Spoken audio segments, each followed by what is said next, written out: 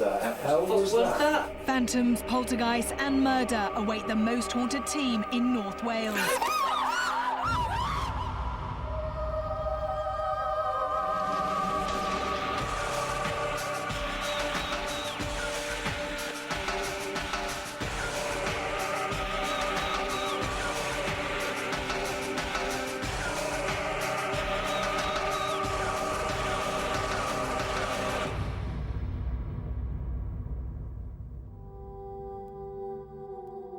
Hello and welcome to Most Haunted. With records dating back to 1461, the castle behind me is said to be home to many a strange paranormal happening.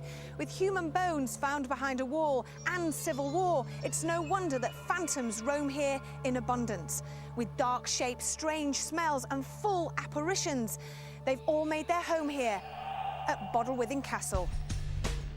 Lying a few short miles inland from the northern Welsh coastline, this impressive building dates back nearly 550 years.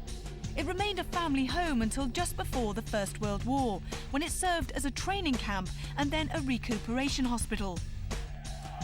Converted into a girls' school in 1920, the castle is now a regional base for the National Portrait Gallery and a public home to many fine works of art. The amazing thing about this house is that there is no terror, torment, death, murder and suicide, and yet it's haunted. And there are various ghosts here, but we really don't know who they are.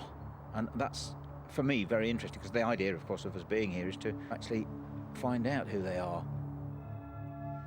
Along this ornate corridor, a dark, shadowy figure has been seen floating down its full length.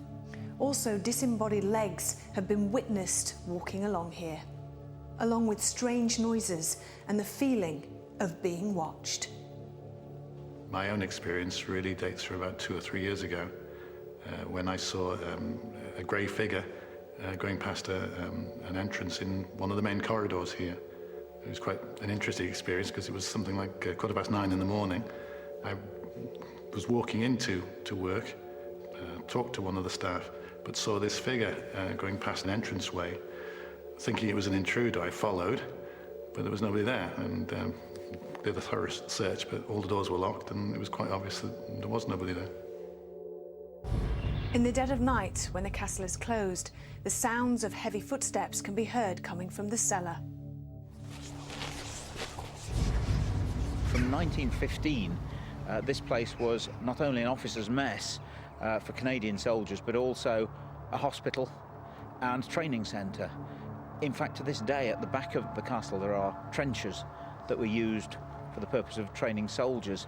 So it's quite amazing to think that soldiers in this wonderful, tranquil surroundings were actually trained for the horrors of Passchendaele, the Somme. What memories they've left behind here, nobody knows. Going back to the First World War, the director we had then before, Kevin Mason, his wife came to visit him one afternoon in his office, which is across the way from the castle here. And what she saw were 3 gentlemen in army uniform just standing behind him. And he had no idea at all that his wife saw them. And she said to him, "Do you realise you've got 3 gentlemen standing behind you?" And, you know, they just went. It's said that behind this wall above me are the bones of a very tall man that were found during refurbishment. Nobody knows who he was or how he died. Did he die of natural causes, or was he murdered? And is he one of the ghosts that's seen wandering around the empty halls and corridors of Bodelwynddan Castle? We have 24 hours to find out. The size and splendour of our new surroundings has already left a favourable impression of the Most Haunted crew. But does parapsychologist Kieran O'Keefe feel that this may hinder our investigation? Well, here we are at Bodelwynddan Castle. It's an absolutely beautiful place. It's very, very big. So how do you think we're going to cope tonight? Because I think a lot of us are going to get lost. Yeah, I think that's the first thing. At night time, the lights are going to be off. Yeah, we are going to get lost. It's very big. Also, I've noticed walking around, there are a lot of statues and a lot of portraits, and that may be a bit unnerving. This sense of presence, this idea that eyes are following us or, you know, something's looking at us, I think it's going to add to the fear and anxiety this evening. Are you going to be using the thermal imaging camera? Yeah, definitely. It's the ideal sort of equipment to be looking for and verifying any cold spots within the room, but also instantly recording whether the temperature of somebody goes down.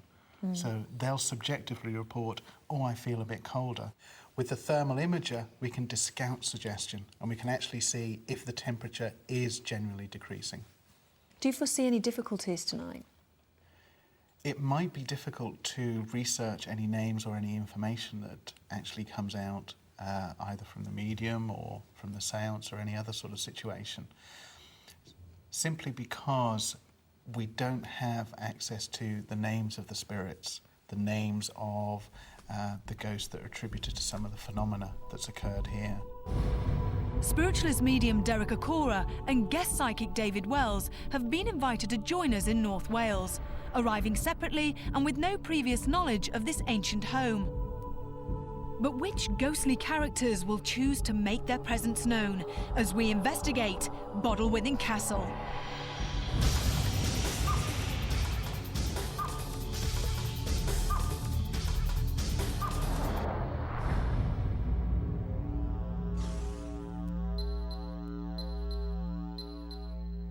Just as we've entered this atmosphere, what I wanted to do, I was going to turn you around and say to you, it's shown itself again. This is the second time. There was a big, very tall dog there, long shaggy hair, and just like come to the back of you and just looked up at you like that. Oh, God. Honestly. And now, again, his energy's disappeared, but he was right at the back of you. I heard the noises coming up, and I knew it wasn't footsteps. I looked, and there he was. What sort of dog would you say it was? To me, he's like one of those Irish... wolfhounds, big fella. Yeah. Not heavy set, but very tall. Yeah. And kindred eyes. Yeah. Kindred eyes. Oh. Now, I feel that dog, OK, he's not in visitation. I feel he's active here. So padded around the whole building? Yes. Oh, right, Yeah. OK. What about this area here? Well, you know, here I'm also... Oh! What? Who? Yeah. There's a gentleman here, a real gentleman, whose energies he's trying to make the link with me. Bless him. Who are you? Who are you? He's a kindred soul. He doesn't feel negative at all. Rather proud of my place. Rather proud of my place, I keep on hearing. Sir John. Sir John.